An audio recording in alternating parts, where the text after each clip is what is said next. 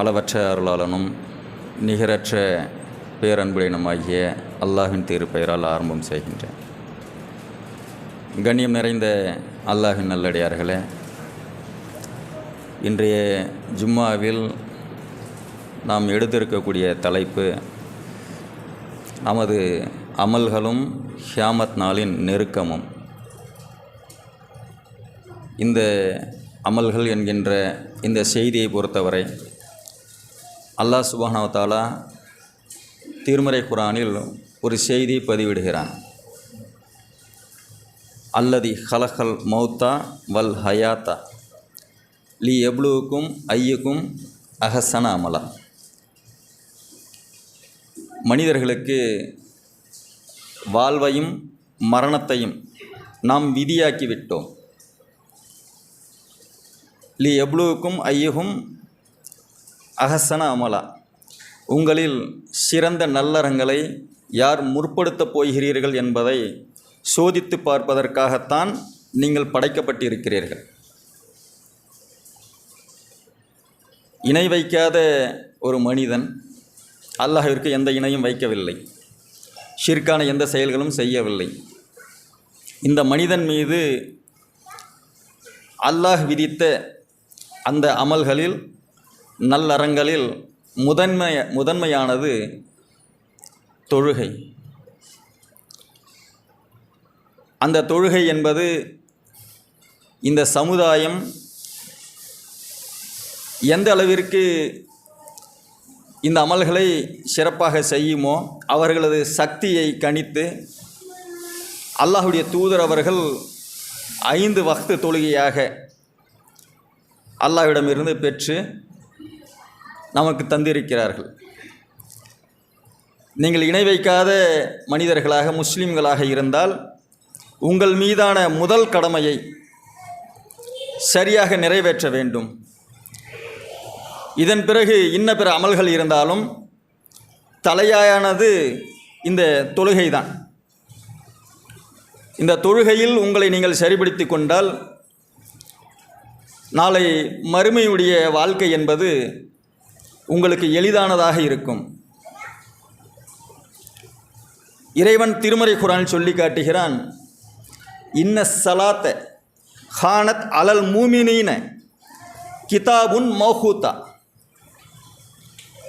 இந்த தொழுகை என்பது ஒவ்வொரு மனிதர்கள் மீதும் ஒவ்வொரு மூமின்கள் மீதும் நேரம் குறிக்கப்பட்ட கட்டாய கடமை. நேரம் குறிக்கப்பட்ட கட்டாய கடமை என்றால் அந்த நேரத்திற்குள் தொழுகையை நாம் தொழுது கொள்ள வேண்டும். அடுத்த வக்து அடுத்த நேரத்தை எட்டுவதற்கு முன்பாக இந்த நேரத்திற்கான தொழுகை நாம் சரி செய்து கொள்ள வேண்டும். இதுதான் அடிப்படை. உண்மையிலேயே அப்படி அந்த தொழுகையை சரி காணும் மக்களாக நாம் இருக்கிறோமா என்றால் மிகவும் அலட்சியமாக அதில் இருக்கக்கூடியவர்களாக இருக்கிறோம். சோம்பேறித்தனம் உடையவர்களாக அதில் இருக்கிறோம். நாம் தான் இணை வைக்காதவர்களாக நாங்கள் ஆகிவிட்டோமே, ஏகத்துவத்தை நாங்கள் ஏற்றுக்கொண்டு விட்டோமே, அல்லாஹ் எங்களை கண்டிப்பாக ஒரு நாள் மன்னித்து எங்களை சொர்க்கத்திற்கு அனுப்பி விடுவான் என்கின்ற அந்த நம்பிக்கையின்படி வாழ்ந்து கொண்டு இருக்கிறோம். உண்மையிலேயே அல்லாஹ்வின் மீதும் அல்லாஹ்வுடைய தூதர் மீதும் அவர்களுக்கு நாம் கட்டுப்பட்டவர்களாக இருந்தோமேயானால் அந்த தொழுகையை குறித்த நேரத்தில் சரி காணக்கூடிய மக்களாக நாம் இருப்போம். ஒரு ஜும்மா என்று அறிவித்து விட்டால் இந்த ஜும்மா என்பது இந்த நேரத்திலிருந்து இந்த நேரம் வரை அந்த நேரத்தை சரியாக அடைந்து விட வேண்டும். அந்த ஜும்மா கிடைக்கவில்லை என்றால் மனிதன் புலம்பக்கூடியவனாக இருக்கிறான். எவ்வளவோ விரைந்து வந்தேனே, இந்த ஜும்மா எனக்கு கிடைக்கவில்லையே, இந்த வாரம் முழுவதும் எனக்கு ஒரு மாதிரி மைண்ட் ப்ரெஷராகவே இருந்ததுங்க, ஜும்மா கிடைக்கலையே. ஜும்மாவிற்கு மட்டும்தானா? அல்லாஹ் 5 வேளை தொழுகையும் கடமையாக்கவில்லையா? அல்லாஹ்வுடைய தூதர் அவர்கள் சொல்லி காட்டுகிறார்கள், ஒரு நேரத்தில் தொழுது கொண்டிருக்கிறார், சுபுடைய வக்து, ஃபஜருடைய வக்தில். திரும்பி பார்த்து அல்லாஹ்வுடைய தூதர் கேட்கிறார்கள் சஹாபா பெருமக்களிடத்தில், இன்ன மனிதர் வந்து விட்டாரா? அல்லாஹ்வுடைய தூதர் அவர்களே, அவர் வரவில்லை. மீண்டும் கேட்கிறார், இன்ன மனிதர் வந்து விட்டாரா? அந்த மனிதர் வரவில்லை அல்லாஹ்வுடைய தூதர் அவர்களே. அல்லாஹ்வுடைய அருள் வளத்தை, அல்லாஹ் தனது ரிசகை கொடுக்கக்கூடிய அந்த வாழ்வாதாரத்தை பெறக்கூடிய மக்களாக நீங்கள் இருக்க வேண்டும். அதில் நீங்கள் அலட்சியம் காட்டுபவர்களாக நீங்கள் இருந்துவிடக்கூடாது. தனது மகள் ஃபாத்திமா ரலியல்லாஹு அன்ஹா அவர்களை அவர்கள் சொல்லி காட்டுகிறார்கள், நான் உறங்கிக் கொண்டிருந்தேன், தூக்கம் மிகைத்தது, புரண்டு புரண்டு படுத்து கொண்டிருந்தேன். அல்லாஹ்வுடைய தூதர் அவர்கள் தனது கால்களால் என்னை உசுப்பி விட்டார்கள். அருமை மகளே, அல்லாஹ்வுடைய அருள் வளமும் அல்லாஹ்வுடைய வாழ்வாதாரமும் தரக்கூடிய அந்த வேலை வந்துவிட்டது. அதற்கு நீ சாட்சியாக இருக்க வேண்டும். அல்லாஹ்வுடைய வாழ்வாதாரத்தை பார்ப்பதற்கு நீங்கள் சாட்சியாக இருக்க வேண்டும். அதை நீங்கள் அலட்சியப்படுத்தி விடாதீர்கள். எந்திரிங்க, எழுந்து நீங்கள் தொழுகைக்கு நீங்கள் தயாராகுங்கள். அதிகமாக பார்க்கிறோம், அதிகாலை நேரங்களில் இந்த உலகத்திலேயே அதிகமான மாற்றங்கள் அதிகாலை நேரங்களில் தான் நடக்கும். இந்த ஒரு மனிதருடைய உயிராக இருந்தாலும், உயிர் பிரிவதாக இருந்தாலும் கூட, நம்மில் அதிகமான மக்கள் பேசக்கூடிய ஒரு செய்தி, இரவு பேசினேனே, கடைசியாக நான் பேசினேங்க, இரவு 10 மணி வரை அந்த மனிதரிடம் நான் பேசிக்கொண்டிருந்தேன், இரவு 11 மணிக்கு பேசினாரே என்கிட்ட, இஷா தொழுகைக்கு வந்தாருங்க, இஷா தொழுகைக்கு வந்திருந்தார், ஜமாத்தோடு சேர்ந்து தொழுதார், நம்மோடு பேசிட்டு போனார், தூக்கத்திலேயே உயிர் பிரிந்து விட்டது என்று மருத்துவர் சொன்னார். எத்தனை செய்திகளை கேள்விப்பட்டிருப்போம். இந்த அதிகாலையுடைய மாற்றம் என்பதை பொறுத்தவரை மிகப்பெரிய பூகம்பங்கள் வரக்கூடிய அந்த நேரத்தெல்லாம் பாருங்கள், இந்தோனேஷியா பகுதிகளெல்லாம் அதிகமாக பூகம்பம் வந்து வரக்கூடிய பகுதி. எந்த நேரத்தில் அதிகமாக அந்த பூகம்பம் வந்திருக்குதுன்னு பாருங்கள். அவையெல்லாம் அதிகாலை நேரத்தினுடைய மாற்றங்கள் தான். அதிகாலையில் பிரிகின்ற அந்த உயிரை குறித்து அதிகமான செய்திகள் இருக்கின்றன.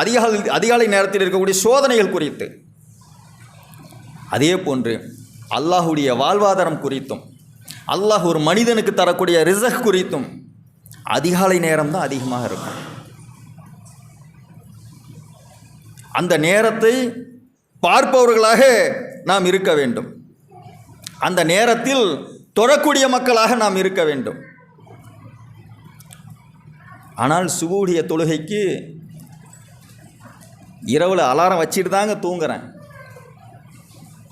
அலாரம் அடிக்கிற நேரத்தில் இது ஒரு ஷைத்தான், ஷைத்தான் தப்பு வீட்டில் கொட்டுத்தான், ஆஃப் பண்ணிவிட்டு அலாரத்தை ஆஃப் பண்ணிட்டு அந்த மனிதனுடைய காதில் ஷைத்தான் சிறுநீர் கழிப்பது என்பது அவனுக்கு மிகவும் இனிமையான உறக்கமாக இருக்கிறது.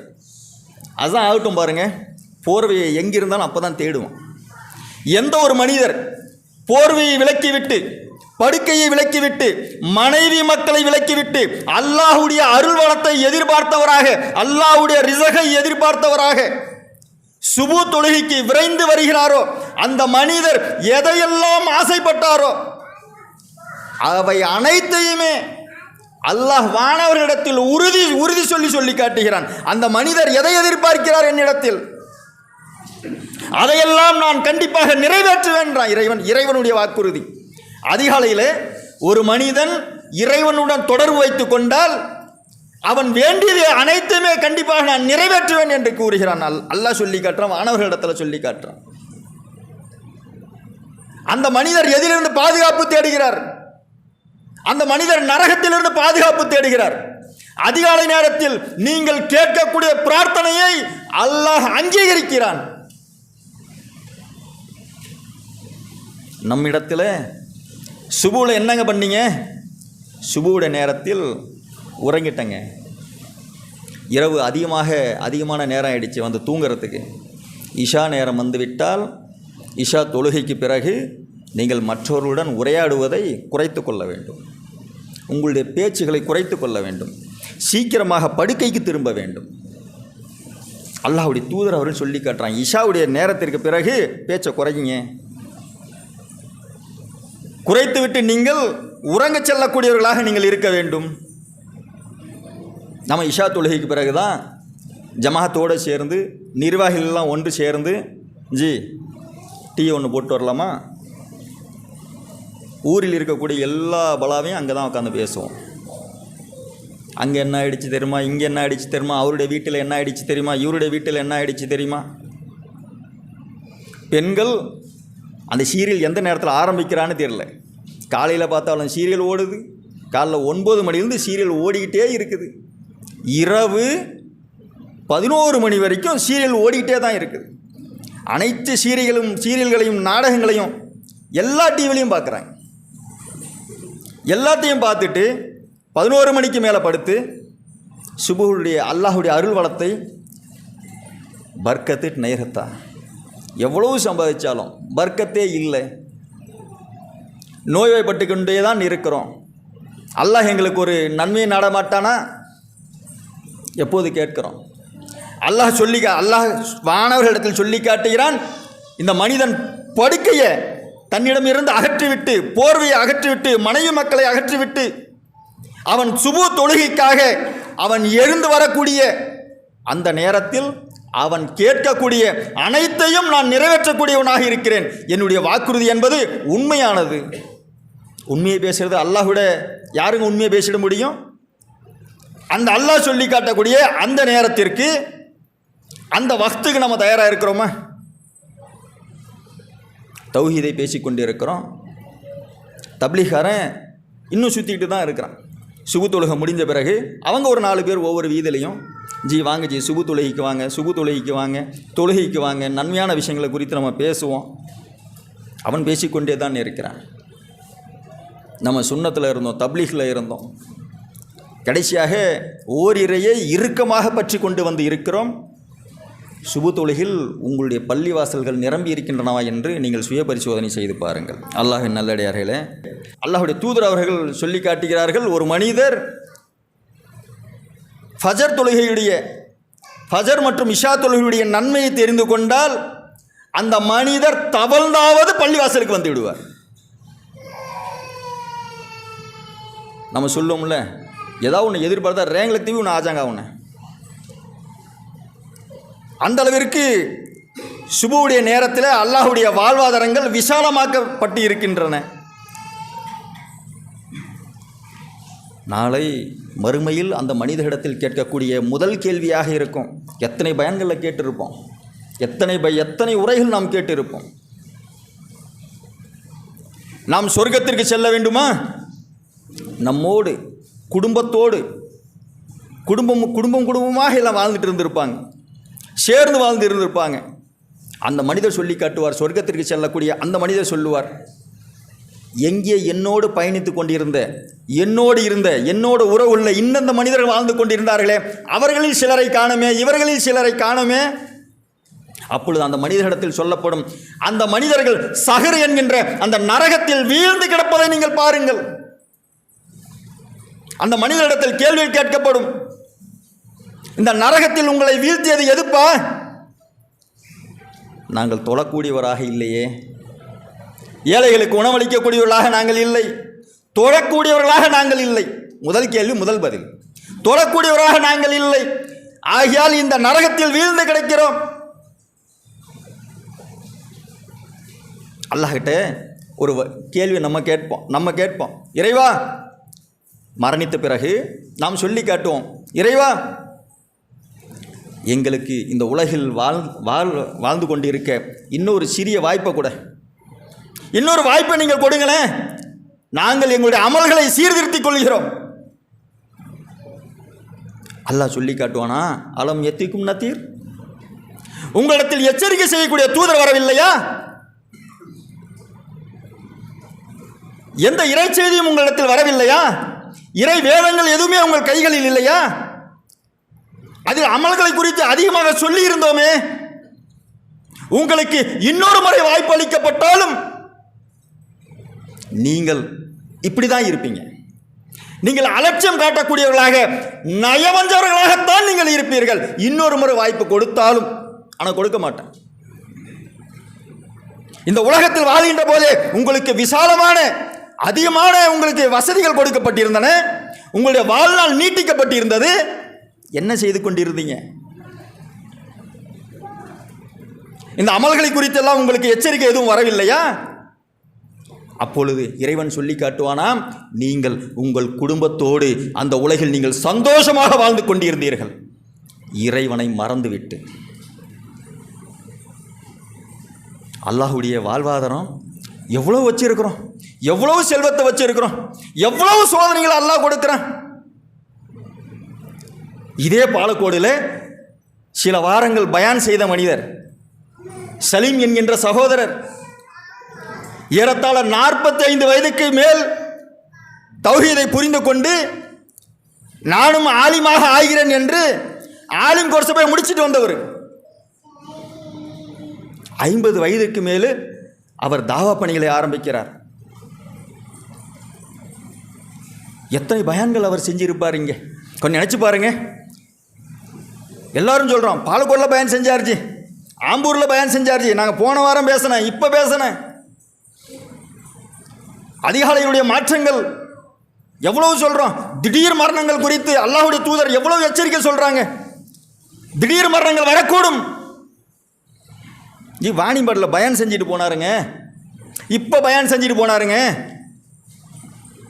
எவ்வளோ பெரிய செல்வந்தனாக இருந்து என்ன, எவ்வளோ படித்த மேதாவிகளாக நாம் இருந்து விட்டால் என்ன. அந்த திடீர் மரணம் என்பது எந்த நேரத்தில் எந்த மனிதருக்கும் எப்பொழுது வேண்டுமானாலும் வரும். குல்லு நஃப்ஸின் ஸாயிகத்துல் மௌத். அந்த ஆன்மாவை கையில் வைத்திருக்கக்கூடிய அந்த இறைவன் சொல்லி காட்டுகிறான், நீங்கள் உறுதியான கோட்டைகளில் நீங்கள் வாழ்ந்து கொண்டாலும் சரியே, அந்த உயிர் எனக்கு சொந்தமானது, அந்த ரூஹ் என்பது எனக்கு சொந்தமானது, அதை நான் எடுத்துக்கொள்வேன். ஒரு வினாடி முந்தவும் மாட்டீர்கள், பிந்தவும் மாட்டீர்கள். நிரந்தரமாக இந்த உலகில் வாழ்ந்து கொண்டு விடுவோம் என்று நினைத்துக் கொண்டிருக்கிறோமா? அடுத்த வாரத்திலிருந்து சுபு தொழுகையை நிரப்பிடுவோங்க. லொஹர்லேருந்து நிரப்புங்க, அடுத்த வக்திலேருந்து நிரப்புங்க. அல்லாஹ் எவ்வளோ வாழ்வாதாரங்களை கொடுக்குறான். சுபுடைய வக்தில் தூங்கிட்டோம், ஃபஜர் வக்து தூங்கிட்டோம், லொஹரு வியாபாரம் நேரஞ்சி, ரொம்ப வியாபாரம், அதிகமான வியாபாரம் நெருக்கமாக இருக்கிறது, அந்த நேரத்தில் வர முடியல. அசரு சாப்பிட்டு உறங்குறோம்ல, சாப்பிட்ட களைப்பு இருக்குது இல்லை. மஹ்ரீபில் கொஞ்சம் பள்ளிவாசல் நிறையும். மஹ்ரீப் நேரங்களில் வீடுகளில் சொல்லுவாங்க, கர்ம கைசா பர்க்கத்துருங்க, மஹ்ரீப் ஓபி சோழ கைதக். உடனே மஹ்ரீபில் கொஞ்சம் பள்ளிவாசல் பக்கமாக கொஞ்சம் திரும்புவாங்க. இஷா, இந்த உலகம் வீணும் வேடிக்கையும் சொல்லி காட்டுறான்ல அல்லாஹ். வீணும் வேடிக்கை கலந்தது தான் இந்த உலகம். அல்லாஹ்வுடைய தூதர் அவங்க சொல்கிறாங்க, ஒரு சஹாபியை அழைக்கிறாங்க, அண்ணன் கரீபுன், எனக்கு அருகில் வாங்கலேன். ஹுன் ஃபித் துன்யா, இந்த துனியாவை குறித்து ஏதாவது தெரிஞ்சு வச்சிருக்கிறீங்களா? ஆதிரி சபீல், ஒரு வழிப்போக்கன் போல நீங்கள் வாழ்ந்து விட வேண்டும். வழிப்போக்கன்னா யாருங்க? ஒரு இடத்துல நிரந்தரமாக தங்கக்கூடியவரா? ஒரு நீண்ட பயணத்தில் இருக்கிறாரு, தான் சற்று நேரம் நிழலாட வேண்டும், ஓய்வெடுக்க வேண்டும் நினைக்கிறாரு. ஒரு இடத்துல தங்குறாரு, அதே இடத்துல தங்கிடுவாரா? அடுத்த இடத்தை நோக்கி சென்று விடுவாரல்ல? அதுபோன்று இந்த உலகத்திற்கு நீங்கள் ஒரு பயணி போன்று வந்திருக்கிறீர்கள். இதில் நீங்கள் நீண்ட நெடுங்காலம் வாழ இயலாது. நீங்கள் நல்ல செயல்களை அல்லாஹ்வுக்கு கட்டுப்பட்டவர்களாக, அல்லாஹ்வுடைய தூதருக்கு கட்டுப்பட்டவர்களாக, அவர்கள் சொன்ன கடமையை நீங்கள் நிறைவேற்றியவர்களாக இருக்க வேண்டும். அதற்காகத்தான் நீங்கள் படைக்கப்பட்டிருக்கிறீர்கள். ஒட்டுமொத்தமாக செல்வத்தின் பின்னால் சென்று விடுவதற்காகவும், மனைவி மக்கள் பின்னால் சென்று விடுவதற்காகவும், உறவினர்களுக்கு பின்னால் சென்று விடுவதற்காகவும், இதற்காக மட்டும் நீங்கள் படைக்கப்படலை. இதற்காக மட்டும் படைக்கப்படலை.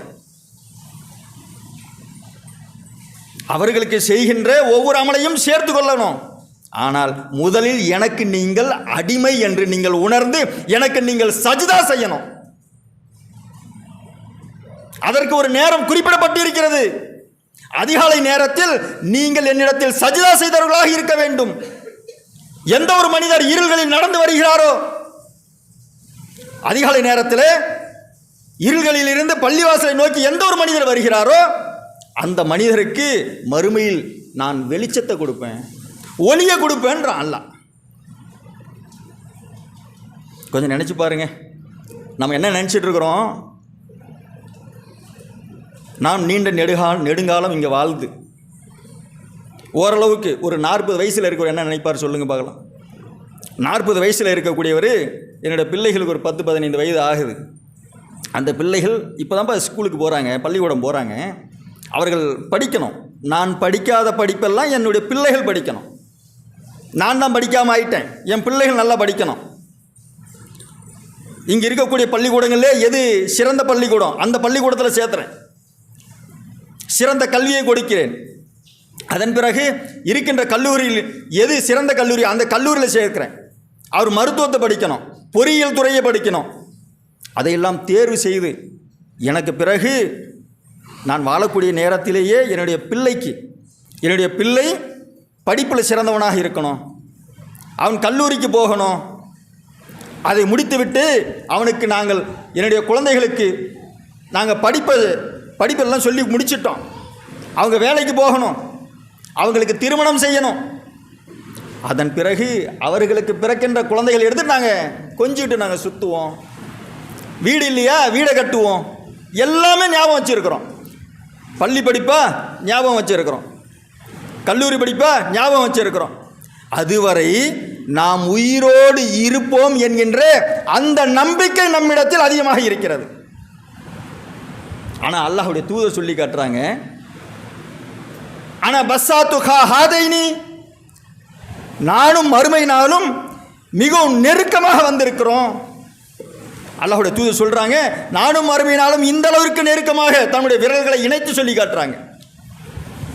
1400 வருடங்களுக்கு முன்பாக அல்லாஹ்வுடைய தூதர் அவர்கள் அறிவித்து காட்டுகிறார்கள், இந்த அளவிற்கு நெருக்கமாக வந்திருக்கிறோம். அந்த நேரத்தில் எந்த திடுக்கிடக்கூடிய செயலாக இருந்தாலும் அவர்கள் உடனே அல்லாஹ்வுடைய தூதர் அவர்கள் பாதர் அலைஹிஸ்ஸலாம் உடனே பள்ளிவாசலின் பக்கம் விரையக்கூடியவர்களாக இருப்பார்கள். கொரோனான்னு சொல்லிட்டு எவ்வளோ பெரிய வியாதிகள் வந்தது, சிக்கன் குனியான்னு சொல்லிட்டு நடக்க முடியாமல் கஷ்டப்பட்டாங்க. காலையில் 4 குளுக்கோஸு, சாயந்தரத்தில் 4 குளுக்கோஸு, மூச்சு விட முடியாமல் கொரோனாவில் இறந்தாங்க. டெங்கு காய்ச்சலில் ரத்தத்தினுடைய அளவுகள் குறைந்து அதில் எவ்வளோ பாதிக்கப்பட்டாங்க. இரத்த வெள்ளை அணுக்கள் குறைந்து எவ்வளோ பாதிக்கப்பட்டாங்க மக்கள். அதில் எத்தனை வகையான வியாதிகள் வந்தாலும் அந்த மனிதன் அல்லாஹ்விற்கு நன்றி செலுத்துவதை மறக்கக்கூடியவனாக இருக்கிறான். வியாதி வந்தால் நம்ம சோதனை வந்தால் என்னங்க பண்ணணும்? அல்லாஹ்வின்பால் அதிகமாக திரும்பணும். நமக்கு செல்வம் அதிகமாக வந்துவிட்டாலும் நாம் அல்லாஹ்வுக்கு நன்றி செலுத்தக்கூடியவர்களாக நாம் இருக்கணும். அதே நேரத்தில் நமக்கு துன்பம் வந்தாலும் அல்லாஹ்விடத்தில் பொறுமை காக்கக்கூடியவர்களாக இருக்கணும். அல்லாஹ்விடத்தில் திரும்பி நம்ம சஜ்தா செய்யக்கூடாதா? எவ்வளவு சோதனைகள் வந்தாலுமே அல்லாஹ்வுடைய தூதர் காலத்தில் சின்ன திடக்கூடிய செயல்கள் வந்தால் கூட பாதர் அலைஹிஸ்ஸலாம் உடனே பள்ளிவாசல் பக்கம் அவர்கள் திரும்பக்கூடியவர்களாக அவர்கள் இருந்தார்கள். ஏனென்றால் அவர்கள் அந்த கியாமத் நாள் என்பது மிகவும் சமீபத்தில் இருக்கிறது. அதற்குள் நம்முடைய அமல்களை நாம் சீர்படுத்தி கொள்ள வேண்டும். அந்த அமல்களை திரும்ப திரும்ப அதிகமாக சிறிய அமலாக இருந்தாலும் அதை திரும்ப திரும்ப செய்யக்கூடியவர்களாக நாம் இருக்க வேண்டும் என்று ஆர்வமூட்டக்கூடியவர்களாக இருந்தார்கள். அந்த நாள் என்பது மிகவும் சமீபத்தில் இருக்கிறது. அந்த நாளை குறித்து இறைவன் சொல்லி காட்டுகிறான், இன்னல்லாஹி அலா குல்லி ஷைஇன் கதீர். அல்லாஹ் சுப்ஹானஹு வ தஆலா எல்லா பொருட்கள் மீதும் சக்தி படைத்தவன். எல்லா பொருட்கள் மீதும் சக்தி படைத்த அந்த இறைவன் சொல்லி காட்டுகிறான், மமா அம்ரு சாத்தி இல்லாஹல் மியல் பஷர். அந்த நாள் என்பது நீங்கள் எதிர்பார்ப்பது போன்று உங்களுடைய தேவைகள் அனைத்துமே பூர்த்தியாகிவிட்டு என்றோ வரக்கூடிய ஒரு நாள் கிடையாது. அந்த நாள் மிகவும் நெருக்கத்தில் இருக்கிறது. அந்த நாள் என்பது நீங்கள் கண்ணிமைக்கிற நேரத்திற்குள் வந்துவிடக்கூடியதாக இருக்கிறது. இறைவன் சூரத்துல் ஹஜ்ஜில் சொல்லி காட்டுறான், அவ் அக்ரபு, நீங்கள் கண் இமைக்கிற நேரம் நம்ம சொன்னோம்ல, கண் இமைப்பது என்பது கண்ணை திறந்து மூடுறோமில்ல அந்த நேரம். ஆனால் அதில் பாதி நேரம் போதுமானது. இந்த உலகை அழித்துவிட்டு அந்த விசாரணை நாளை அல்லாஹ் ஏற்படுத்துவது என்பது அந்த பாதி நேரம் எனக்கு போதும். கண் இமைக்கிற நேரத்தில் அந்த பாதி நேரம் எனக்கு போதுமானது. ஏன்? இன்னல்லாஹ் அலா குல்லி ஷைஇன் கதீர், அனைத்து பொருட்களின் மீதும் அல்லாஹ் சக்தி பெற்றவன். நாம் நினச்சிட்டு இருக்கிறோம் நம்முடைய வாழ்வாதாரங்கள், நம்முடைய தேவைகள் அனைத்துமே பூர்த்தியாகிவிட்ட பிறகு என்றோ ஒரு நாள் ஈசா அலைஹிஸ்ஸலாம் வர வேண்டியது இருக்கிறது, தஜ்ஜால் வர வேண்டியது இருக்கிறது, யாஜூஜ் மாஜூஜ் கூட்டம் வர வேண்டியது இருக்கிறது, பெரிய புகைமூட்டம் வர வேண்டியது இருக்கிறது, இவை போன்ற அடையாளங்கள்லாம் வர வேண்டியது இருக்கிறதே. அல்லாஹ் நாடினால் அனைத்துமே அந்த அரை வினாடி கேப்பில் அந்த நேரத்திற்குள் அனைத்து சம்பவங்களும் நடந்தேறிவிடும்ன்றாங்க அல்லாஹ்வுடைய தூதர் சொல்லி காட்டுறாங்க. நீங்களே கண்டு மூடி கண்ணு திறக்கிறதுக்குள்ளார ஒரு மனிதன் ஒரு பொருளை விலை பேசி அந்த பொருள் அந்த மனிதனிடத்தில் கைமாறுவதற்குள்ளாக அந்த நாள் என்பது, அந்த விசாரணைக்குரிய நாள் என்பது மிக நெருக்கத்தில் வந்துவிடும். அந்த நாள் என்பது 50,000 வருடத்திற்கு இணையான ஒரு நாள். காணமிக தாரகு கம்சீன அல் ஃபசனத்தின், அந்த நாள் என்பது 50,000 வருடத்திற்கு இணையான ஒரு நாளை நீங்கள் காண்பீர்கள். அந்த நாளில் மனிதர்கள் அனைவரும் ஒன்று கூடி பேசிக்கொள்வாங்களாம். யதகாபத்துன பைனகும், ஒற்றுமையாக பேசிக்கொள்வார்கள். அந்த நேரத்தில் மனிதர்கள் பேசிக்கொள்வார்கள். எப்பா நம்ம இந்த உலகத்தில் வந்திருக்கிறோம், இப்போ மறுமையில் வந்திருக்கிறோம், நமக்குன்னு ஒரு உலகம் கொடுத்துருந்தான்ல அல்லாஹ் நம்மை வாழ வைத்திருந்தான்ல, அந்த நேரத்தில் எத்தனை நாட்கள் நாம் வாழ்ந்திருப்போம்? இந்த 50,000 வருடம் அல்லாஹ்வுடைய அந்த விசாரணை நாளை சந்திக்கின்ற அந்த மனிதன் அந்த நாளினுடைய நேரம் செல்ல செல்ல செல்ல செல்ல அதை பார்த்துக்கிட்டே இருக்கிறான். எவ்வளவு நேரம் போகுது? இது நீண்ட நாளாக இருக்கிறதே, இந்த நீண்ட நாள் சென்று கொண்டே இருக்கிறதே. அதை பார்த்து கொண்டிருக்கக்கூடிய அந்த மனிதன் சொல்லி காட்டுகிறான், யதகாபத்துன பைனகும், ஒன்று கூடி எல்லாரும் பேசிக்கிறாங்க. இந்த நாளே இவ்வளவு போகுதே, நம்ம அங்கே எத்தனை நாள் வாழ்ந்துருப்போம்? கீழே இந்த உலகத்தில் எத்தனை நாட்கள் வாழ்ந்திருப்போம்? அந்த மனிதர்கள்லாம் சொல்லுவாங்களாம், இல்லா பிஸ்தும் இல்லா அஷ்ரா, ஒரு 10 நாள் வாழ்ந்திருப்போம்மா.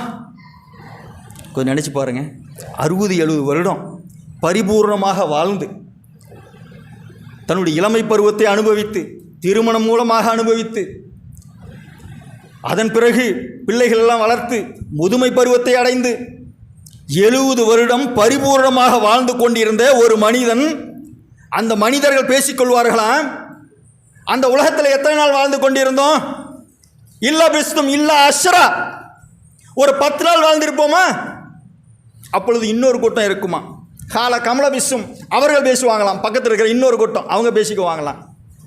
ஆட அறிவு கெட்டவனே, அறிவில்லை உனக்கு விவரம் பத்தலை, விவரம் இல்லாமல் பேசுறீங்க. 10 நாள் வாழ்ந்தோன்னு சொல்லிக்கிட்டு, இல்லா பிஸ்தும் இல்லா யௌமா, 10 நாள்லாம் அந்த உலகத்தில் நாம் வாழ்ந்து விடவில்லை, ஒரு நாள் வாழ்ந்திருப்போம். இது எவ்வளோ பெரிய நாள், இது நீண்டு போயிட்டே இருக்குது. இத்தனை நாள் வாழ்ந்துட்டோமா உலகத்தில்? 10 நாள் வாழ்ந்துட்டோமா? விவரம் இல்லாமல் பேசுறியப்பா. உடனே விவரத்தோடு பேசுகிற அந்த டீம் வந்து சொல்லுமா, கால கமல விஸ்வம், அவர்கள் பேசிக்கொள்வார்கள், இல்லா பிஸ்தும் இல்லா யௌமா,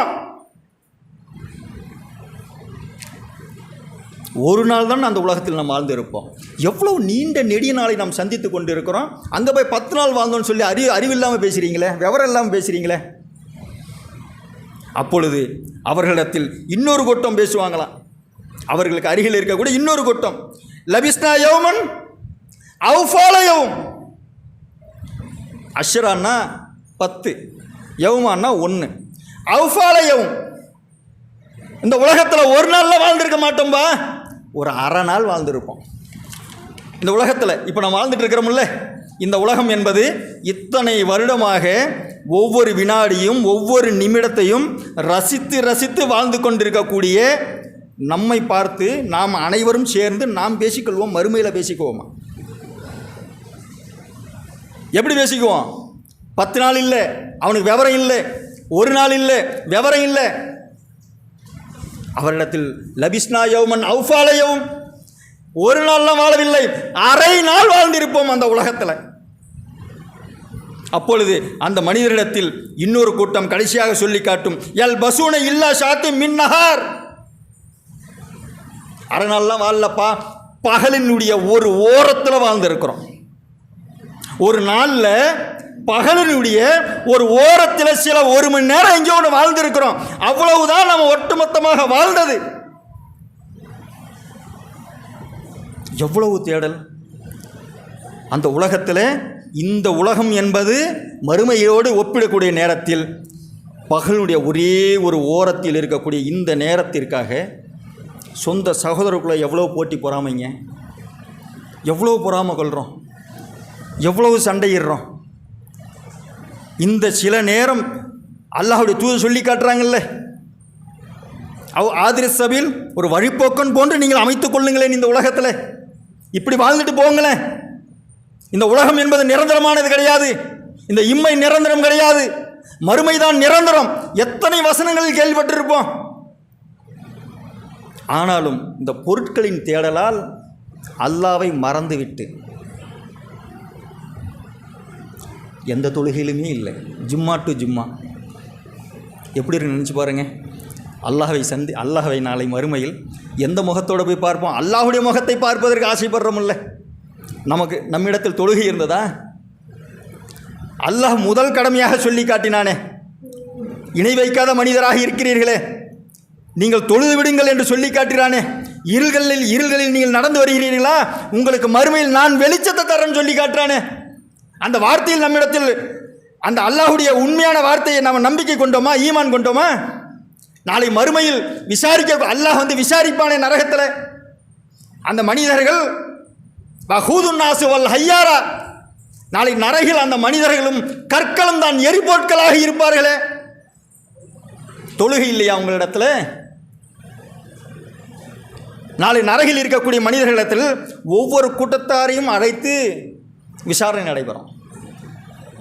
அல்லாஹ்விடத்தில் யாராவது ஒரு தீனார் அளவிற்கு, ஒரே ஒரு ரூபா அளவிற்கு என் மீது நம்பிக்கை வைத்திருந்தீர்களா, அல்லாஹ்வின் மீது நம்பிக்கை வைத்திருந்தீர்களா? ஒரு கூட்டம் நல்ல கையை தூக்குமா, நாங்கள் எல்லாம் நம்பிக்கை வைத்திருந்தோம், அதன் அடிப்படையில் இதையெல்லாம் நாங்கள் செய்து வந்தோம். அப்படியா? நீங்கள் சொர்க்கத்துக்கு செல்லுங்கள். அந்த ஒரு கூட்டத்தை மாற்றும் கைப்பற்றி நீங்கள் சொர்க்கத்துக்கு செல்லுங்கள். மீண்டும் கேள்வி கேட்கப்படும், உங்களிடத்தில் யாராவது அரை தீனார் அளவிற்கு என் மீது நம்பிக்கை வைத்திருந்தீர்களா? அரை காசுங்க. இந்த அளவிற்கு யாராவது நம்பிக்கை வைத்திருந்தீர்களா? என் மீது ஈமான் கொண்டிருந்தீர்களா? ஒரு கூட்டம் கையை உயர்த்தும், நாங்கள் வைத்திருந்தோம், அவர்களை சொர்க்கத்திற்கு அனுப்புங்கள். கடைசியாக இறைவன் கேட்பான், என் மீது இந்த மனிதர்களே என் மீது கடுகளவு, நம்ம சொல்கிறோம்ல ராயுத்தா ஈமான், கடுகளவு ஈமான் யார் வைத்திருந்தீர்கள்? கடைசியாக ஒரு கூட்டம் மட்டும் கையை தூக்குங்க. அவர்கள் தொழுதவர்களாக இருப்பார்கள். ஷியாமத் நாளுடைய நெருக்கத்தில் இருக்கிறோம். இந்த ஜும்மா தான் கடைசி. இதன் பிறகு நாம் இருப்போமோ இல்லையோ எங்களுக்கு தெரியாது. அல்லாஹ் நாடினால் நாம் வீட்டிற்கு செல்வதற்குள்ளாக உயிரை கைப்பற்றி விடுவான். அந்த நேரத்தில் நம்மிடத்தில் எத்தனையோ சலீம்பாய்கள் வந்து சென்றார்கள். அந்த திடீர் மரணங்கள் நமக்கு என்ன உணர்த்தியது, என்ன பாடத்தை உணர்த்தியது? அவர்கள் செய்த அமல்களின் காரணத்தினால் உலகம் முழுவதும் லட்சக்கணக்கான தௌஹீத் சொந்தங்கள் அவருக்காக பிரார்த்தனை செய்தார்கள். இப்போ நினச்சி பாருங்க, எந்த வயசில் தௌஹீத் வந்தது? அந்த திடீர் மரணங்களை நம்ம எதை உணர்த்தணும்? ஷியாமத் நாளுக்கு மிகவும் நெருக்கமாக இருக்கிறோம். எப்போது வேண்டுமானாலும் அந்த நாள் நெருக்கம் நம்மிடத்தில் வரக்கூடியதாக இருக்கிறது. அதற்குள் நாம் நம்முடைய அமல்களை அதிகரித்துக் கொள்ள வேண்டும். அந்த கடுகளவு ஈமான் உள்ள மனிதரை எப்படி கண்டுபிடிப்பீர்கள்? அவர் தொழுகையாளியாக இருப்பார். அவருடைய உடல் முழுவதும் கரிக்கப்பட்டிருக்கும், நெருப்பால் கரிக்கப்பட்டிருக்கும். அந்த மனிதர் மீது மாவுல் ஹயாத் எனப்படக்கூடிய சொர்க்கத்தின் நீரால் அந்த மனிதர் குளிப்பாட்டப்படுவார். அப்பொழுது அவர் ஒசு செய்த இடமும் சஜிதா செய்த இடங்களும் அந்த மனிதரிடத்தில் இவர் தொழுகையாளி என்று இறைவனிடத்தில் சாட்சி சொல்லும். ஜும்மா ஓசு பண்ணால் எப்படிங்க தெரியும்? அல்லாஹ்வின் மீது பயம் இல்லை. அல்லாஹ் அதுதான் திருமறை குர்ஆன் கடைசியாக சொல்லி காட்டுகிறான், நீங்கள் இந்த உலகத்தில் வாழ்கின்ற நேரத்தில் மறுமையை மறந்துவிட்டு நீங்கள் இம்மையுடைய வாழ்க்கைதான் நிரந்தரம் என்று உமது மனைவி மக்களோடு நீங்கள் சந்தோஷமாக வாழ்ந்து கொண்டிருந்தீர்கள். ஆகையால் இந்த நரகில் நீங்கள் நுழைந்து நீங்கள் புலம்புங்கள் என்று சொல்லி காட்டுவோம். அன்புள்ள சகோதரர்களே, அது போன்ற அந்த கொடுமையான நரகத்திற்கு செல்லாமல் நம்முடைய அமல்களை அதிகரித்து தொழுகையின் பால் விரைந்து நன்மைகளை சேர்க்கக்கூடிய நன்மக்களாக இருக்க வேண்டும் என்று சொல்லி எனது முதல் உரை நிறைவு செய்வாக. அல்ஹம்துலில்லாஹி ரப்பில் ஆலமீன்.